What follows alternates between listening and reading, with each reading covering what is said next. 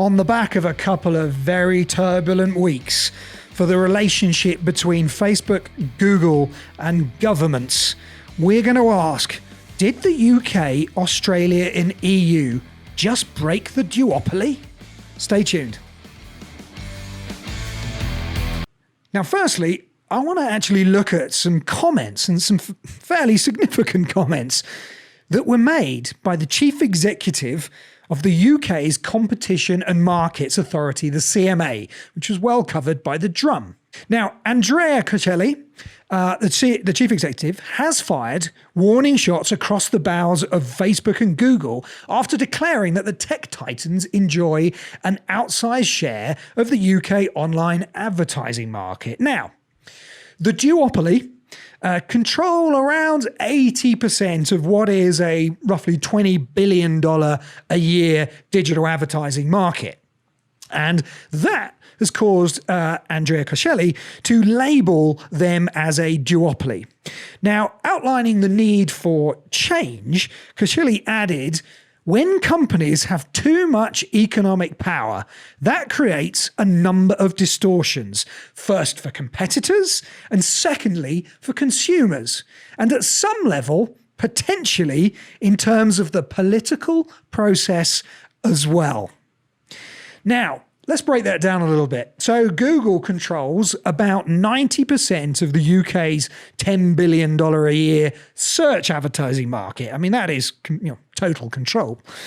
And Coccelli warns that the absence of credible rivals poses a problem that regulators must address. Now, Facebook doesn't command quite as much control of the British display advertising market, about 50% of what is roughly about a $7 to $8 billion a year industry. But Coccelli also believes that to be unhealthy.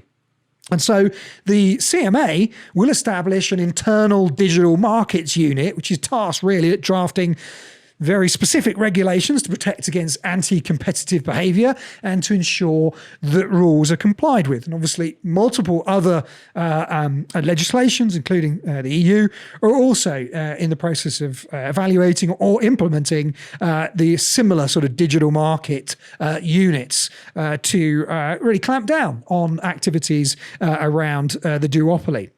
Now, that's very tough talking and really does signal what's going to come out, you have to say, in terms of legislation in the future. If it's not legislation, it'll be some fairly stringent controls in the way that they protect against anti-competitive behaviour. So watch that space.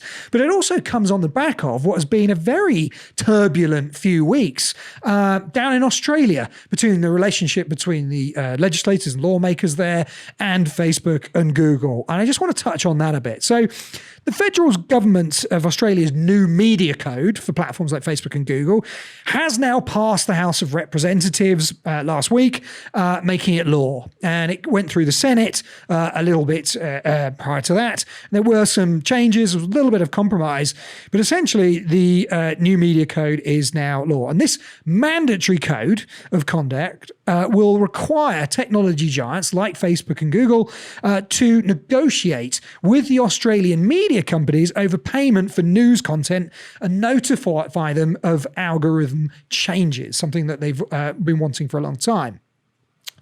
The issue that I think is really come to bear is that in that process of that law coming to pass, Facebook and Google tried to strong-arm the Australian government, I think, because other legislations like the UK and the EU, to name a few, were also looking at the Australian Media Code and are considering their own versions of that. So this was really a test case. Now, Google threatened to pull its search engine and services from Australia altogether, and Facebook actually went so far as shutting down media companies' content on the platform.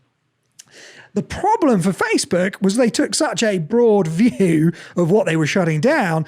They also shut down things like content and posts from the health departments for South Australia and Queensland, right in the middle of strategic communications that were designed to aid the rollout of their COVID-19 vaccine program. I mean, talk about an own goal there from Facebook. But anyhow, the law passed. Now, what do we think about that here on Thinking Cats? We think there are 4 things that marketers really have to be aware of. Right now, start spending money, time, and effort, including advertising dollars, on getting customers off those platforms onto your own channels and getting them into your database with email and consent. Super, super important.